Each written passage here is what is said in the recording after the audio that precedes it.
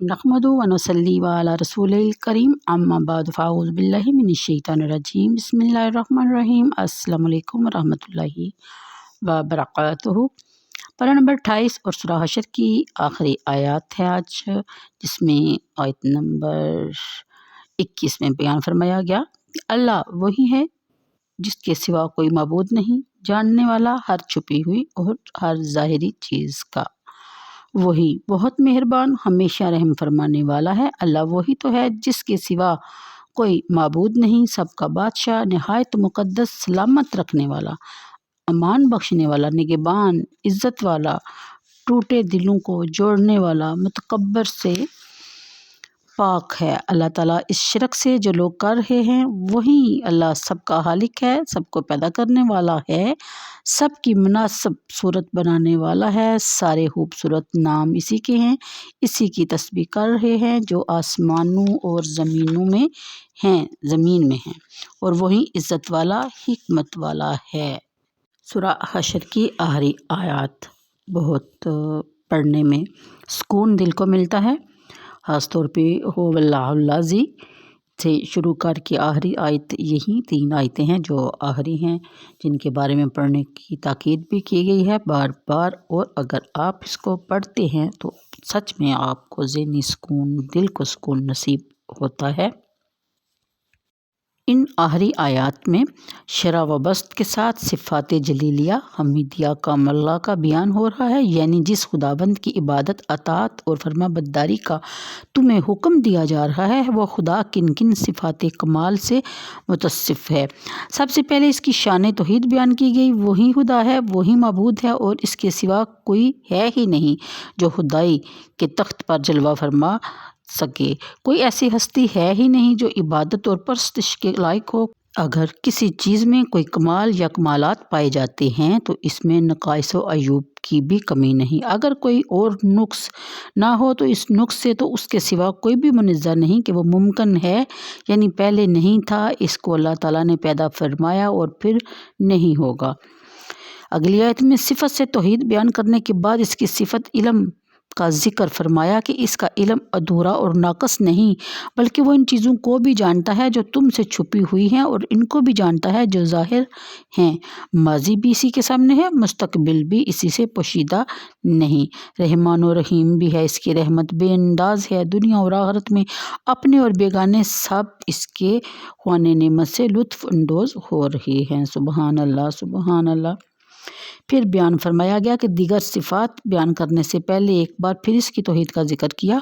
यहाँ जो इस्माए हुस्ना मज़कूर हैं, अख्तसार के साथ इनकी लग़वी तहक़ीक़ मलाज़ा फरमा लीजिए, यानी कि अल मालिकु, बादशाह जो चाहे करे और इसके फ़ेल पर किसी को मजाल इतराज़ ना हो। अल क़ुद्दूसुल मुनज़्ज़हुल मिन कुल्लि नक़्सिन व ताहिरुन मिन कुल्लि ऐबी, जो हर नुक्स से मुनज़्ज़ह और हर ऐब से पाक हो। अस्सलामु अय्यज़ु सलामत मिन नक़ाइसी, यानी हर किस्म की खामियों से महफूज। और बाज़ ने कहा है कि इसका मानी ये है कि वो अपने बंदों को अलाम मसाइब से, यानी तकलीफ़ों से बचाता है। फिर अल मोमिनु अय्युल मुसद्दिकुल लिरसुलिही बिइज़हारिही मोजिज़ातिही अलैहिम, अपने अंबिया से मोजज़ात का इजहार करके इनकी रिसालत की तस्दीक फरमाता है या अपने दोस्तों को अजाब से अमन देता है। अल-मुएमिनुर शाहिदु, गवाह वो इसको भी कहते हैं जो किसी को खौफ से ईमान दे। इसका असल अमना फ़हुवा मुमिनुन है, दूसरा हमज़ा या से और पहला हमज़ा हा से बदल दिया गया, इस तरह मुएमिनु बन गया। अल अज़ीज़ु, ज़बरदस्त, सब पर गालिब। अल जब्बारुल मुस्लिहु अमूरु हल्किही मुतसर्रिफु फ़ीहिम बिमा फ़ीही सलाहुहुम, यानी अपनी मखलूक़ात के अमूर को दुरुस्त करने वाला और इनमें ऐसा तसर्रुफ़ करने वाला जिसमें इनकी फ़लाह और बहबूद होती है। इस सूरत में ये जबर से मुश्तक़ होगा, जिसका मानी इस्लाह है। टूटी हुई हड्डी पर पट्टी बांधकर इसे दुरुस्त करने को भी जबर कहते हैं। नबी करीम सल्लल्लाहु अलैहि वसल्लम ने फरमाया कि अल्लाह ताला इरशाद फरमाते हैं कि किब्रियाई मेरी चादर है और अज़मत मेरी अज़ार है। जो ان کو اوڑھنے کی کوشش کرے گا میں اس کی کمر توڑ دوں گا اور اس کو دوزخ میں پھینک دوں گا۔ استغفر اللہ۔ یعنی اللہ تعالیٰ تو وہ ہے جو ان صفات و کمالات سے متصف ہے جن کو ان احمقوں نے خدا کا شریک بنا رکھا ہے۔ کیا ان میں یہ خوبیاں پائی جاتی ہیں یا ان میں سے کوئی ایک خوبی بھی پائی جاتی ہے؟ تو بتائیے، جب ان کمالات کا ان میں شائبہ تک نہیں تو ان کو اللہ تعالیٰ کا شریک بنانا کتنی بڑی حماقت ہے۔ اس لیے آخر میں فرما دیا کہ اللہ تعالیٰ کی ذات ان معبودان باطل سے پاک ہے جنہیں یہ نادان اس کا شریک بناتے ہیں، یعنی اللہ کا۔ اگلی آیت، اس آیت میں اللہ تعالیٰ کی مزید صفات بیان کی گئی ہیں۔ خالقٌ، اندازہ کرنے والا، باریٌ، اس انداز سے اور تجویز کو عملی جمع پہنانے والا۔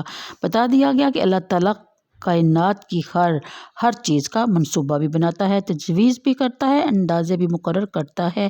اس لیے وہ خالق ہے، وہ اندازوں کے مطابق انہیں پیدا بھی کرتا ہے، اس لیے وہ باری بھی ہوا۔ المصور، تصویر بنانے والا، یعنی جس طرح چاہتا ہے اس قسم کی شکل عطا فرما دیتا ہے، کسی کو خوبصورت، کسی کو بدصورت، کسی کو کیسے۔ ان گنت انسان ہیں لیکن کسی کی شکل کسی کے ساتھ ہو بہو نہیں ملتی۔ ہر پیدا ہونے والے انسان کے لیے الگ نقشہ، علیحدہ علیحدہ خد و حال بنا دینا اسی کی قدرت کا کرشمہ ہے۔ پھر یہاں اس کی خوبصورت اور پیارے ناموں سے چند اسمات ذکر کیے گئے ہیں، لیکن حقیقت یہ ہے کہ سارے خوبصورت نام اسی کے لیے مخصوص ہیں۔ ہر چیز اسی کی تسبیح بیان کر رہی ہے۔ وہی عزیز ہے، وہی حکمت والا، وہی حکیم قوت والا ہے۔ تو ہمیں بھی چاہیے کہ ہم اللہ کے پیارے پیارے ناموں کی تسبیح کیا کریں اور اس سے مستفید ہوں۔ یہ تھی ترجمہ تفسیر سورہ حشر کی۔ سورہ حشر کی آخری آیات پڑھنے کی فضیلت بھی سن لیجیے۔ حضرت سیدنا معقل بن یسار رضی اللہ تعالیٰ عنہ سے مروی ہے کہ نبی کریم صلی اللہ علیہ وسلم نے فرمایا، جو شخص صبح کے وقت 3 بار اعوذ باللہ السمیع العلیم من الشیطان الرجیم کہے اور سورہ حشر کی آخری 3 آیات پڑھے تو اللہ عز و جل اس کے لیے 70,000 فرشتے مقرر کر دیتا ہے جو شام تک اس کے لیے دعائے رحمت کرتے ہیں، اور اگر اس دن وہ مرے تو شہید ہوگا اور شام کو پڑھے تو صبح تک یہی فضیلت حاصل ہوگی۔ تو دعاؤں میں یاد رکھیے گا، ویڈیو کو لائک اور شیئر کیا کیجیے۔ مجھے دیجیے اجازت، اللہ حافظ۔